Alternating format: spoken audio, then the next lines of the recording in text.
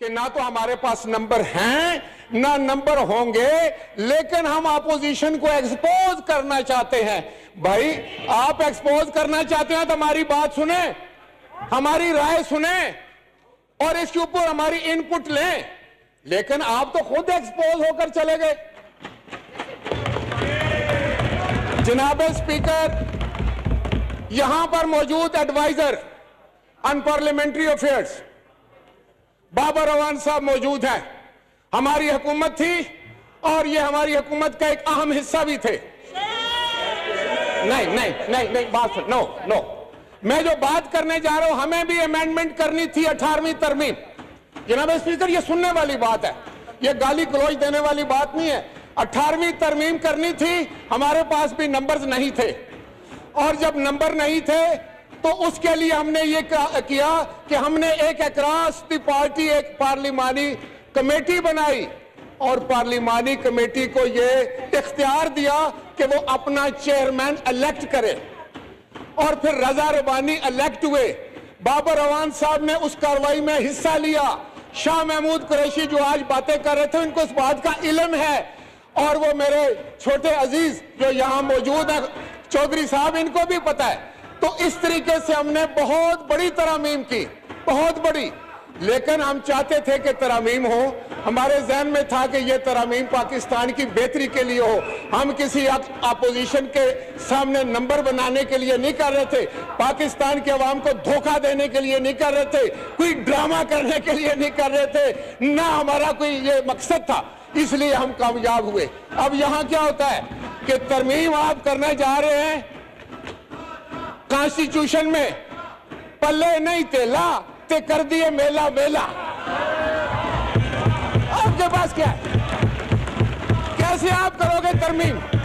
और आपका फिर ज़हन ये है, आपका किरदार ये है कि आप हमें इंस्टिगेट करते हैं, हमारे लोगों के गले पर गालियां दे रहे हैं, और आप समझते हैं कि आप कोई बहुत बड़ा कारनामा सर अंजाम दे रहे हैं। और मैं इमरान खान साहब से भी आज ये गुजारिश करना चाहूंगा, मैंने कभी ये बात नहीं की, मैं उनसे ये गुजारिश करना चाहूंगा कि आपको जो लोग खुश कर रहे हैं और इस पार्लियामान का माहौल खराब करके आपसे नंबर बनाने के लिए कहते हैं, अपने नंबर बनाने के लिए आपसे दाद वसूल करते हैं, खुदा के लिए उसकी बातों पे न जाओ।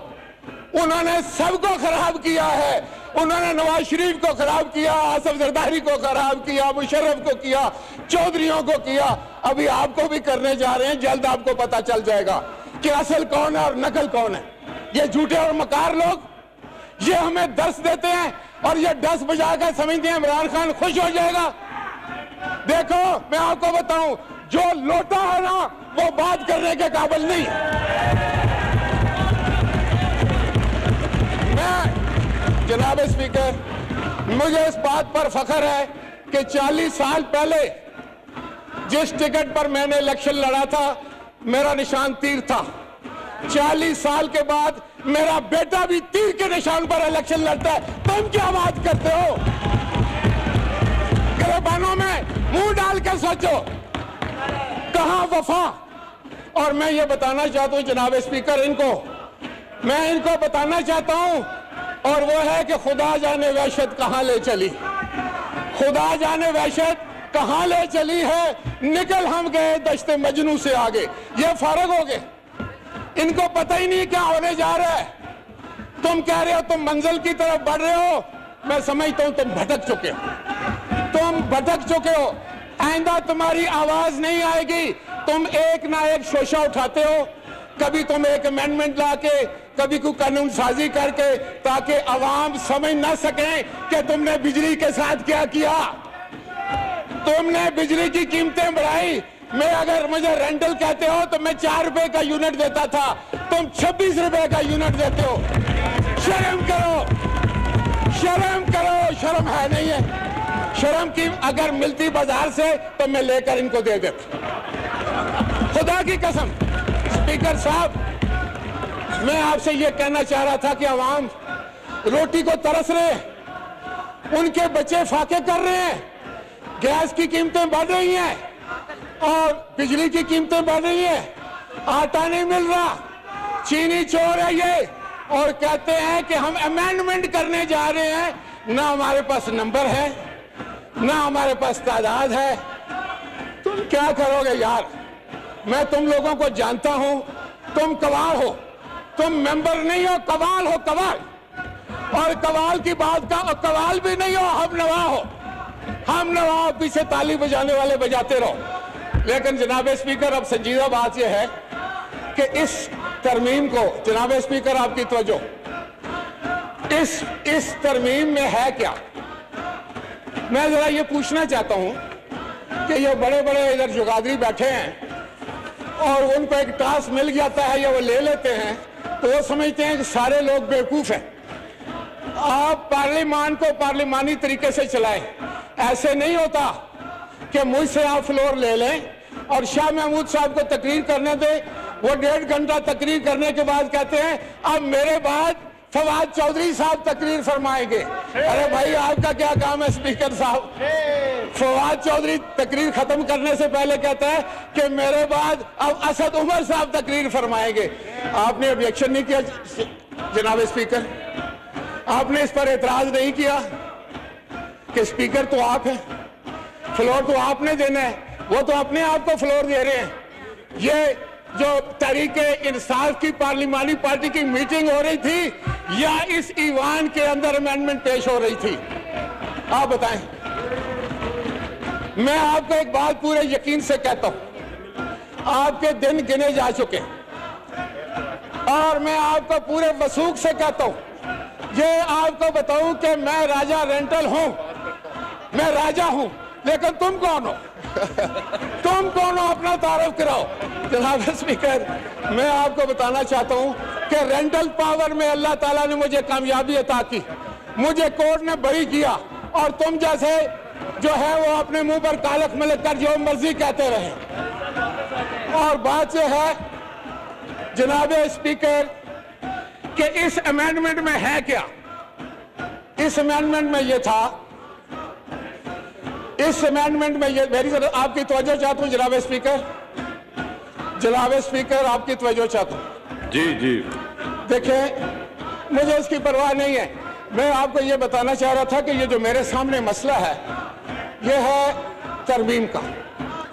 तरमीम एक बड़ा संजीदा काम है, एक बहुत ही संजीदा मसला है और वो भी आईने पाकिस्तान में आपने तरमीम करनी है।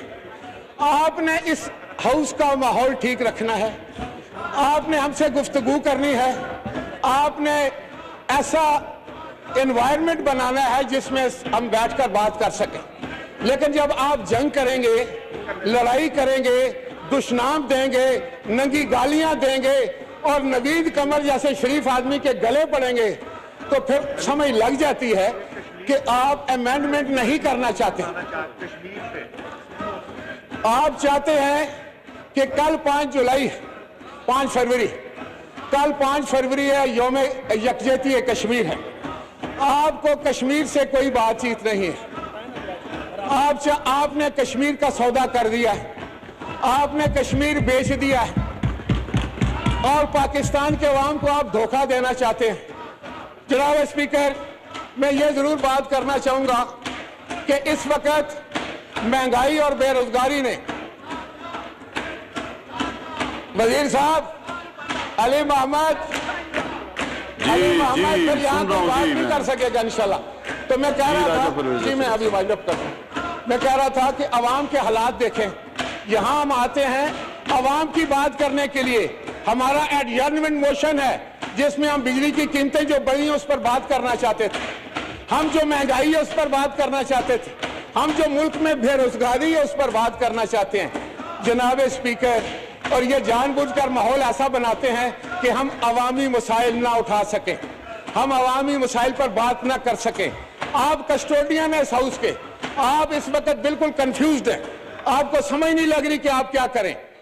ये बड़ी दुख की बात है। नहीं हूं मैं, बिल्कुल यहाँ पे जो बाइतमाद बैठा हूँ, बिल्कुल बैठे हैं। लेकिन मैं ये समझता हूँ कि अगर आप कंफ्यूज नहीं है तो जो कुछ आपके सामने हुआ तो आपने क्या उसका नोटिस लिया? कराची के 2 मेंबरान जिनके नाम हम नोट कर चुके हैं, तीनों के, उन्होंने आकर इधर हमला किया। ये जगह बदमाशी की है, रिकॉर्डिंग में हर चीज है, वो बाद में पता चलेगा किसने किस पे हमला किया है।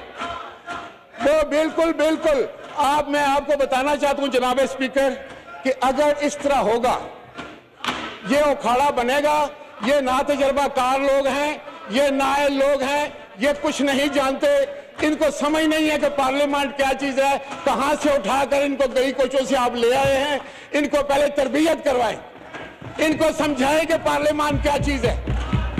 ये अपोजिशन का काम कर रहे हैं, इनको पता ही नहीं है नादानों को। अपोजिशन का काम है कि वो रंपस करती है, अपोजिशन का काम है वो डेस्क बजाती है, और ये बजा रहे हैं। इससे पता चलता है कि ये जमात और ये हुकूमत नाअहली और नकम्मेपन की तमाम सरहदें अबू कर चुकी है। अब तो शायद वो वक्त आ गया है, अब तो वो टाइम आ गया है कि ये अवाम जो है वो इनको इंतजार में है, ये उनको मिल जाए तो इनका तिया पांचा हो जाएगा। वो बिजली के बिल जो इमरान खान दिखाया करता था कि फाड़ दो, कहता था महंगाई हो तो वजीर आजम चोर है, तो आज वजीर आजम चोर है। वजीर आजम तो चोर नहीं था ना,